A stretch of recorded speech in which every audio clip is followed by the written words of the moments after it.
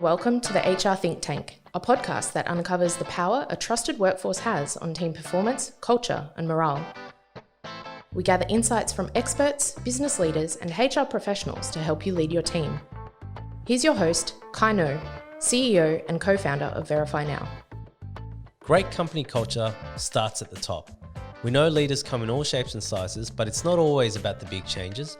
It's about the everyday moments, how you show up in good times and the bad times, the interactions you have with your staff, and the tone you set from the conversation that has the greatest impact on company culture. On today's episode, we discuss the CEO's role in shaping company culture and how it impacts employee happiness and performance. We chat to a leader who has been described as visionary, authentic, and collaborative. Our guest is Burt Sigsworth, CEO of Cabin Services Australia, one of the leading professional aircraft cabin cleaning providers. Burt joined the company in 2007 as the National Operations Manager and was elevated to CEO in 2013 when the company was acquired by the Emirates Group. Welcome to the show, Burt. Thanks, Scott. I'm happy to be here. Thanks for coming on our podcast. I was thinking about good leaders, people who have an influence on the culture and it leads to better performance. And naturally, I thought of you. So I wanted you to come in and give us some insights around how you've run the company that you lead at the moment.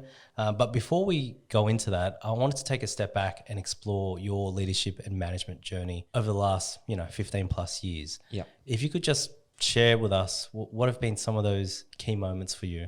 How did you get started into these leadership positions? Look, I think like most people, my journey is as much an accident as it is good planning. I think opportunities come along, and if it seems like the right opportunity, you just run with it. I did communications at uni, seemed like a good broad course, and certainly been valuable, as I think we'll probably get into as this podcast progresses. And while I was there, I was working at a gym in Five Dock, and that just led to another opportunity that had a sort of management component to it. And I probably at that place, I probably learned my first real management lesson. I think for a lot of people, I was making a mistake that a lot of people make, which is try to be friends with everybody. I had a colleague that was on a similar level to me. Her management style was the opposite. I think she very much liked people to hate her.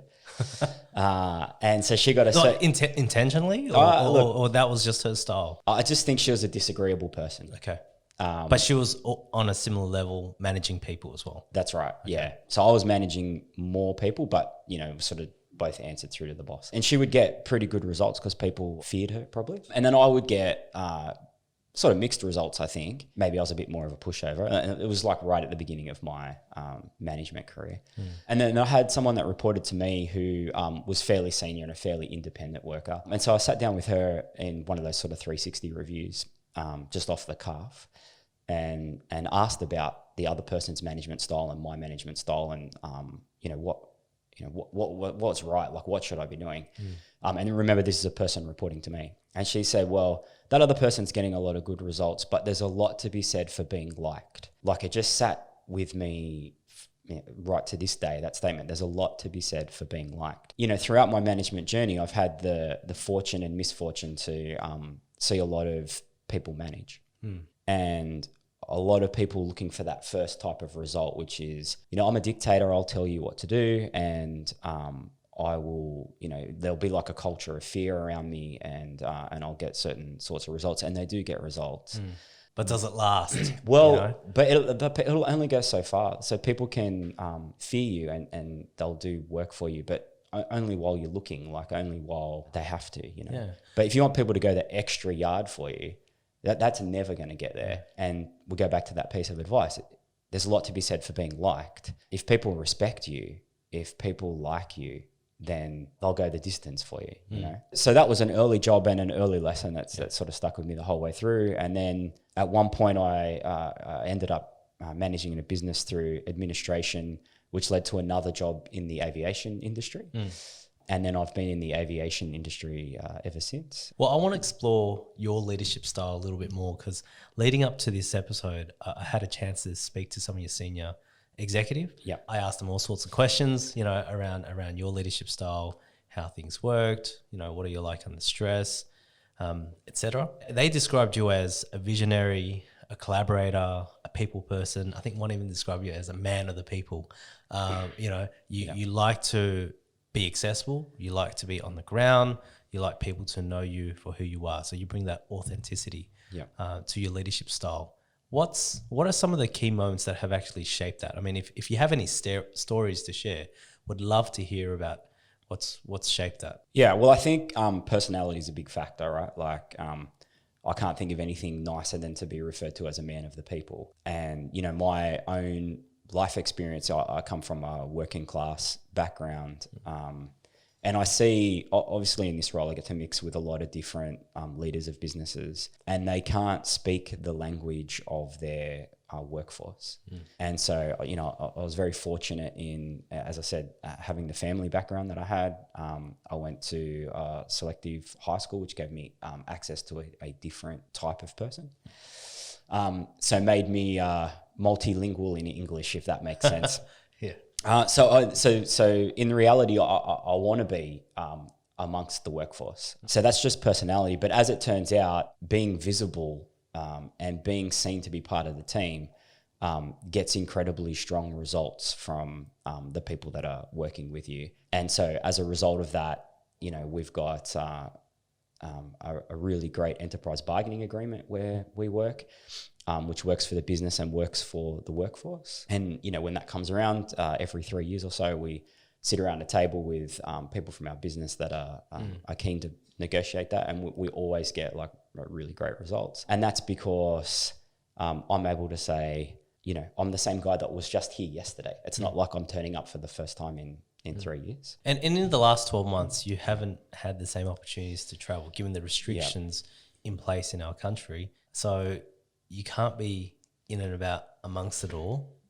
How have you shifted the way that you, I guess, continue to build the culture to reinforce that you're accessible and people can approach you? What changes have you had to make? Yeah, well, look, our situation's even worse than that. Probably pre-COVID, we were doing 550 flights a day servicing. Within sort of 2 months, we were down to 15, the 15 flights. So it's not just a matter of me not being able to go to the workplace and see the workforce. The workforce is not there. Like the majority of the staff has no hours to come and work. So even if I could travel, there's nobody to visit. And look, I think the reality is your culture has to suffer under those circumstances, especially because of the way that our business builds it, which is me and our execs, jackets off, sleeves rolled up on the floor with everybody else. Yeah, and so I mean, we've tried we've got other methods of communication that we use. That we have a newsletter that comes out every month. There's there's obviously emails and I'll do a video and send it to people. I'm very keen to hear some of these strategies that you put in place, because my team, half of my team are not based where I am as well. Yeah. And that's going to continue to happen. So selfishly, I'm also looking for some insights and some tips here. Yeah, well, we can talk about a pre-COVID and post-COVID world as well, because again, I'm managing people across the entire country and Perth's a long way away and it's on a different time zone. So getting around and seeing people is, for me, is key, and you can achieve, I know that a lot of people will be moving towards a world in which, Teams meetings have been really successful, so we can just keep doing Teams meetings and I don't have to go and I'll get what I always got. I don't think that's right. So I think that maybe in a new world, travel is less important because we've all got these new tools or we've all embraced maybe old tools. Yeah. But, you go to a meeting and then the meeting finishes, or we come to a podcast and then it finishes. And then when we are walking out, we'll have another bit of conversation. Hey, how's your kids? What's happening? And relationship is being built in a way that's just not possible if you're just sitting in the meeting. And that's true of your staff. It's true of your customers. I couldn't begin to tell you how many deals are done in my mind in the walk from the conference room to the car or whatever, It's the informal opportunities rather than, because you're sitting in the online meeting and your focus and it feels like there's less room for banter. Oh, I think that's right, for sure. But I think also, no matter who it is you're talking to, your own staff, your customers or whoever, what you're doing is building relationships, right? You're building trust between you and another person so that you can say, hey, there's this thing we need to do and I need you to do this bit and together we can achieve this thing. And I just don't think you can underestimate the foundations that are built around the official interaction. But let's say, things continue, or like you said, we adopt these old technologies, these new technologies to continue the way that work has been for the last 12 months, flexible work conditions, work from home, telecommuting, etc. How do you see it evolving? Like, how do you see yourself continuing to make sure you've got a great, strong culture if you can't actually be there in person? Well, so firstly, I think culture has to be a priority, right? So I would say that whatever culture you have in your workplace is an accident, unless you're deliberate about it. And you should be deliberate. Like I said, the C should stand for culture, and that should be the main focus of your job. So describing a world that you just described, flexible working conditions, people working from home, remote working, you can still force those interactions. At CSA, we've got a great culture of going out together, socializing. Even if none of us were coming to the office, we would still have to have the office touch football team or the 10-pin bowling championship every month, or whatever the thing is that keeps people building relationships. And I don't think you can ever take a relationship for granted. So you can have a great relationship with someone that reports to you, and then they move remote, and then you're not getting the little bits. And as a result of that, slowly you're drifting apart instead of staying together. So I just think you have to be deliberate about that stuff. And I mean, there's plenty of things that you can do in terms of remaining in contact with things like Teams meetings, Zooms, and that sort of stuff. The best advice I'd give to anyone is stay deliberate about the 1%ers, you know, because even just from the work perspective, right? Like, again, I couldn't tell you how many meetings where we sit around and talk about a problem, the exec team, and some of them are remote and have always been remote. And then the cameras go off and there's just 3 people left in the boardroom. And then someone will say, oh, what about that thing? And then someone says, oh, well, hang on a sec. Yeah, that probably is the solution to that problem.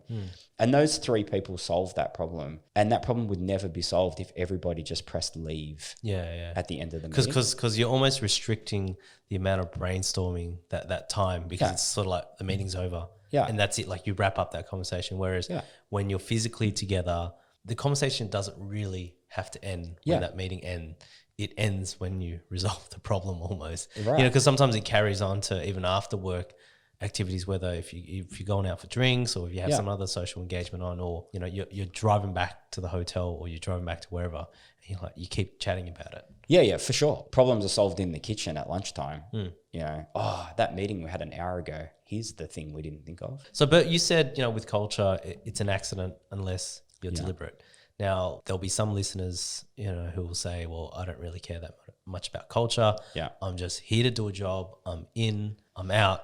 I mean, can you talk to me about what's the impact of the culture that you've built at Cabin Services Australia on your bottom line and employee retention? Because for some people, they need to understand that there are benefits before they engage in something like this.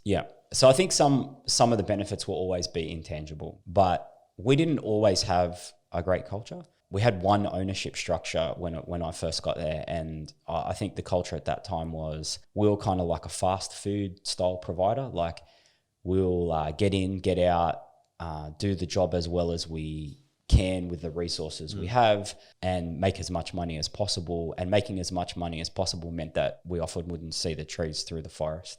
And so we would cut back on things and save $100 and never be able to understand the impact of that thing. And there was a saying there, which was, we get paid for what we don't do, not for what we do. The things that you can get away with not doing is where the money's made in those margins. And then I think when I took over, we took a different view about what culture should be like. And there's probably a lot of reasons for that, but one of which was we got bought by the Emirates Group, which put a bit of nervousness through through our bit of the industry. And so a lot of our work went to tender at the same time. So it became a really stressful moment. And it was when I first took over as a CEO. So it was like a really... baptism of fire. Right, yeah. And then add to that I'm new in the role and we're new to the group.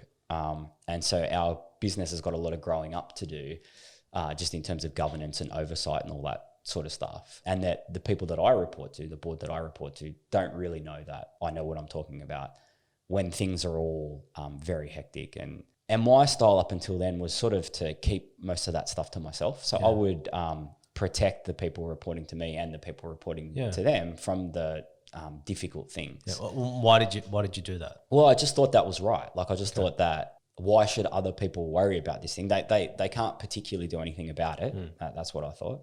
It's my problem. And what I need to do is continue to be happy and inspire people to feel like everything's okay. And then, they keep doing a good job. So no, we went through that little period, and, probably a myriad of little things made me think, like, at the end of the day, not everybody's happy coming to work here. And we're spending a lot of time here. So maybe I need to solve that problem. That's when I thought, well, let's become deliberate about culture. I wonder what happens if you spend the $100 instead of saving the $100. How does that work out down the line? So let's try and work through those things.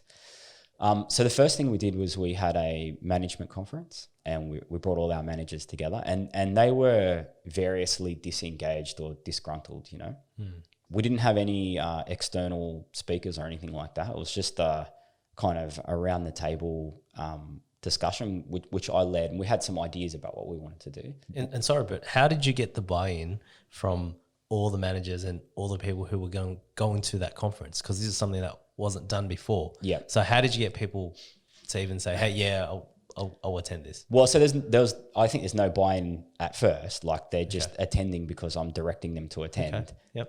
And I can do that. Yep. And so they attend. But the idea was to say, hey, there's some things that's really great about this business. And we've actually built quite a big business out of a very small business. When I first got there, we had 3 customers and we were doing 5 flights a day.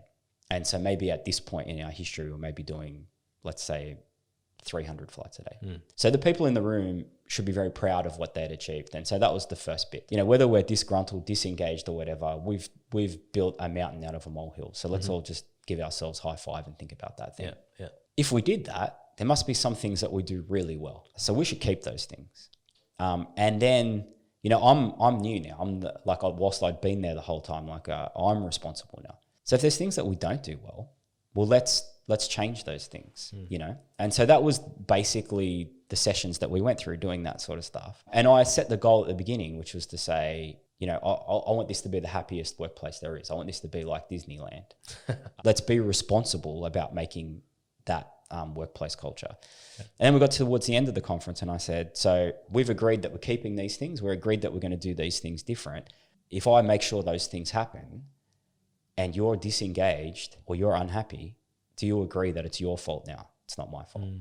Yeah. And everyone, agreed. Yeah. Okay. Well, it's now my responsibility to be engaged and happy because I've got everything that I'm asking for. Yeah. That conference probably brought managers in from everywhere. It probably cost us about $30,000, which for us at that point in our journey was it might as well have been $30 million. To spend that kind of money would never have been done before. I felt very awkward about it. Yeah. Within a month, just one of our airports cut back their labor expense by $30,000. And through a few discussions and whatnot that we had scheduled after the conference, it was as a direct result of how that manager went from disengaged to super engaged by coming to a 3-day conference. So that's just one airport, right? We've got 7 airports. And our business basically transformed overnight. Yeah. I would go out to the workplace and people just were as happy as they could be because their boss was happy. Yeah. And with their boss happy and engaged, so engaged was the key. They're on the shop floor, they're visible and, Okay, so let's say, we've got our listeners, they go back to their office and they're wondering if they've got a good workplace culture. What's the measure for a good workplace culture? That's the first question. And the second question is how do you at Cabin Services Australia measure it? Let me answer the second question first. Okay.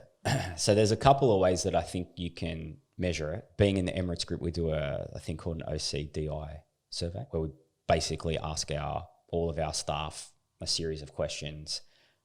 They've been calculated a certain way and that will give you a result across different categories for culture. And incidentally, so we get a very high score in that thing. We get a high score, particularly in the category of management credibility. So in order to be a credible manager, we say that you're engaging with your staff. So we say, people will say, oh, my door's always open. But having an open door, that doesn't mean anything if people don't walk through the door.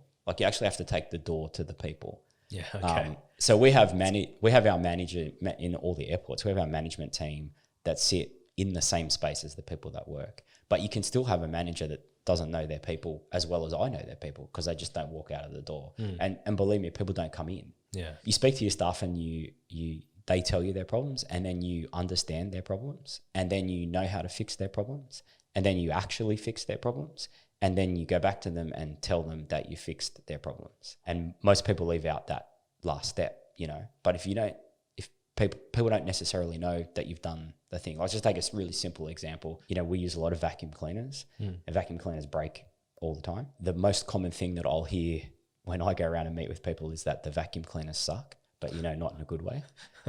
So we replace them all the time. Yeah. And yet every time I go somewhere, they say, "Oh, the vacuum cleaners are all old, they're all broken." And I know they're not, because we replace them all the time. Yeah. Right? You can see the bill. Right. Right.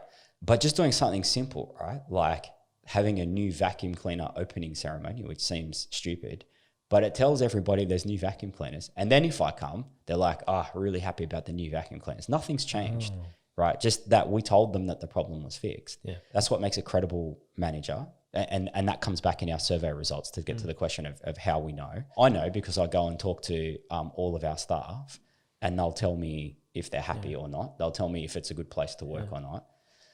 They'll tell me if they like their manager or not. If you ask the right questions and you have the relationships, you'll get the information. Yeah. Easier in some places than others, which would be indicative of how good my relationship is in some places or others. And then I think it also comes out in other discussions that you have with people. So we were doing an interview yesterday for an internal promotion. And as part of the response, this person said she was talking about recruiting people. And knowing whether this was a CSA person or not, and whether they would do it the CSA way. And I stopped her and said, I think we all know what a CSA person is, and I think we all know what the CSA way is, but it's not written anywhere. So what does that mean for you? And she said, well, a CSA person is someone who will go above and beyond, who will do more than what their job requires. They believe in the place, and they're happy to work as hard as they can. And the CSA way is to support and encourage those people. It's safe to make a mistake here. There's no blame. It's like, okay, well, we're just solving the next problem regardless of how we got that problem. And there's a learning opportunity for someone, and they get that learning opportunity. So when Cabin Services Australia was bought out by the Emirates Group, Yep. you experienced significant growth. Can you talk to me about what some of those key challenges were and how you dealt with them? It's probably more correct to say that we've been sustainably growing the whole time, even before then. I think at the time of the buyout, it changed the relationship of other businesses to us. And so that was the first challenge, was to let the market know that we were still the business that we were the day before. And we had, like I said, there was sort of two changes. There was a bit of a cultural shift in our business, and now our customers felt that we were the service provider that they wanted. And so we had to convince them that we would still be the service provider that they wanted. So that was a challenge. And then certainly, you run a certain type of business. Like we started out as a small family-owned business. That's what it was before I got there. And so that has a whole bunch of legacy that doesn't fit in with the governance and oversight that you would expect from a tier one business like Emirates, particularly in our industry where, you dot the I's and cross the T's, and safety is paramount. And that filters through everything that you do. So that presented its own challenge as well, to just move from being the sort of business we were to the sort of business we should be. And at the same time, remain customer-centric, dynamic, nimble, all the things that had made us successful. Like without a certain amount of oversight, you can turn on a dime. That's a lot harder when there's, many levels of approval to go through. And so finding that balance so that you can still turn on a dime, it takes time, but I think we probably managed to do that. I want to chat about some of the mistakes that you've made in your role. I mean, are there any that you can share with us? And importantly, what did you learn from those mistakes? Because I'm sure people would love to hear about it. Nah, I never made a mistake. Because, we always talk about, articles that you read. More often than not, people talk about the successes, the wins, the good things that happen. But the biggest teacher is actually failure. So I think you make a lot of mistakes where there's nothing to learn, in a sense. You'll be like, I don't know, we'll take a commercial decision where we have to price something and we're too expensive and so it goes to a competitor. So there's like some small lesson in there as to adjusting your rates, like, being conscious of the market moving and adjusting your rates in that. But that's a judgment call, like you think you did what you're doing is right, and it turns out that it's wrong, and next time you'll do it different. But there's not a major lesson there. Like, I've learned less from mistakes made along the way and much more from being reflective on the cumulative result of things. Okay. So there was a huge shift in my management style to go from, keeping things close to my chest and scrimping and saving versus, okay, well, now I'll just bring everybody into maybe not 100% of the problem, but enough of the problem so that they know what's going on. Yep. And we'll make decisions together, because being secretive and making decisions in silo leads to resentment, because people don't know why you're doing a thing. Yeah. And they think, well, he's making mistakes. But if we're all doing it together, then we all agree it's the right way forward, and we're all invested in it. The last 12, 15 months has seen a lot of upheaval, crisis, just uncertainty. What's your approach to stakeholder management during these sorts of periods? Yeah. And how do you build an alliance to actually come out of it? Yeah, it's a good question to follow the question that you just asked, because it's another example of where I can look and say, well, we made mistakes on that journey, but we made mistakes because we didn't know how long this pandemic was going to last. So we started making decisions at the outset, like, first of all, they're never going to close borders. This thing will last for 6 weeks tops. Like, that was the fault in our thinking that led to us making decisions about turning off staff and those sorts of things, which in hindsight we might have done marginally different, right? But I don't know that there's a lesson to take to the next pandemic. Let's hope there isn't. There probably will be, but I'm just saying, let's hope there isn't in our lifetime. Yeah, well, like this. Being in our industry, then we've seen swine flu, bird flu, SARS, MERS. There's one every couple of years. This one's different, but I get the sense that in the future reactions might be big again. Our experience through those other sicknesses was that this will be a quick thing. And so as a result of that, decisions were made that I might make differently in the future. But that, again, that's just an example of making the best choice with the information we had. And so next time we'll make the best choice with the information that we have. Talk to me about how you bring others on the journey with you. So not only your senior exec, but all of your staff. Like, how did you approach this? So I think, again, if we use this pandemic as the example, you have to remember that we have spent a decade building a culture in which we're all in this together, and from the front line all the way through, people get sufficient information that they know what's happening in the business, and we're honest and upfront. So our staff is ready to hear whatever message that we give. And I think if we had been like a reasonably short-term thing, we would have just rolled back out of that with no real impact, even though the staff that stayed on had to take a significant pay cut, and many staff weren't offered hours at all. So that's where we start, from that position of already having those two-way communication channels open. In this case, throughout that period, we've called, like, on the phone, all of our staff. So that's everyone. I didn't make all the calls. But, okay. That's 1,100 people getting phone calls and some level of engagement with us. We gave our staff, so our staff were not entitled to JobKeeper. So we gave our staff like a payment to support during COVID. It wasn't millions of dollars, but it was something. To the best of our ability, it's that back and forth communication that takes people on the journey. And fortunately, because your workplace culture was already strong, the foundations were there was trust. People could trust the information and know that you had their best interest, because they've seen you behave, they've seen you act in a way that demonstrated that. So I guess from their perspective, there's less of that concern compared to a culture where you're second guessing, why are they saying this? Are they trying to misdirect us for something else? It takes away that angst. I mean, there will always be a level of angst, but it takes away that unnecessary, thinking internally, is someone trying to deceive me from my own team? Yeah. Where it felt like, they're all on the journey together. So shifting to the next part, which is, how did you build the alliance with your immediate team to get through this crisis and other crises? What's your approach? Well, it's the same as anything. A crisis is too strong a word for what happens every day at work, but there are challenges every day. And so this crisis is a challenge, just, on steroids. But the same process works, right?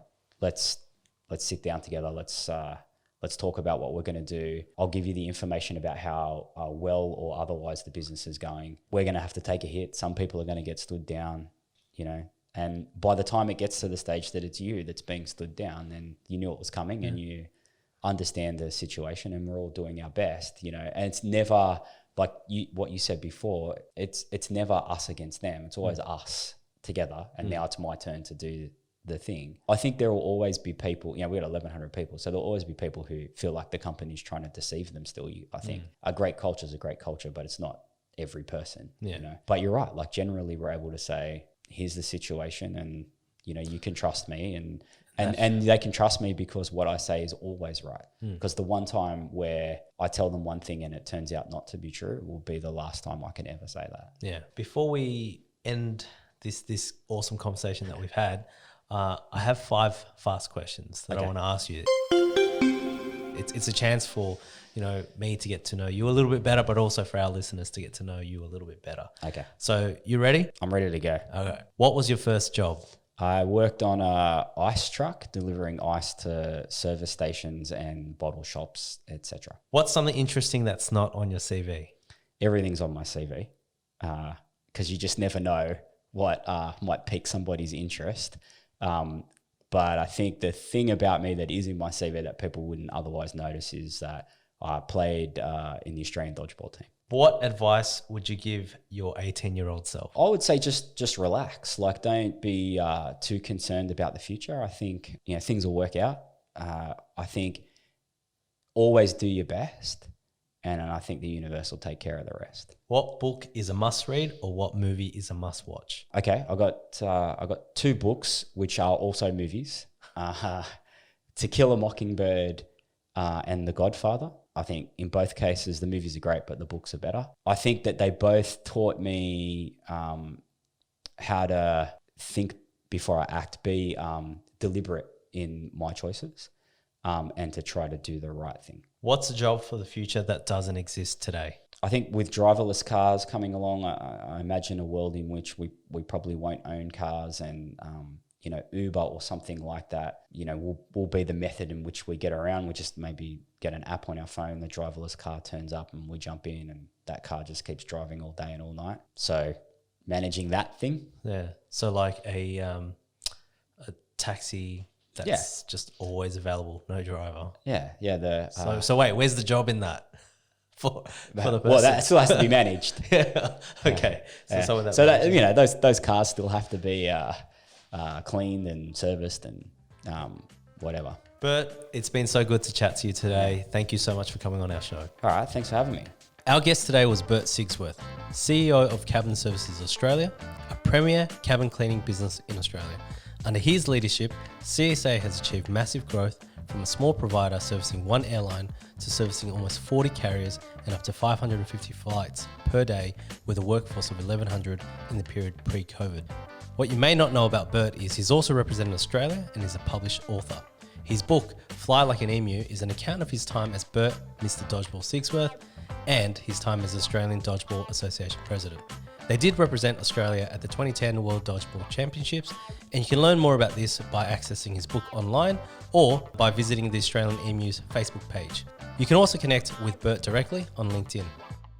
Thanks for listening to the HR Think Tank with Kai No. We'd love it if you could subscribe and share our podcast with your network. As always, the resources and links mentioned will be included in the show notes and posted on the Verify Now website. verifynow.com.au.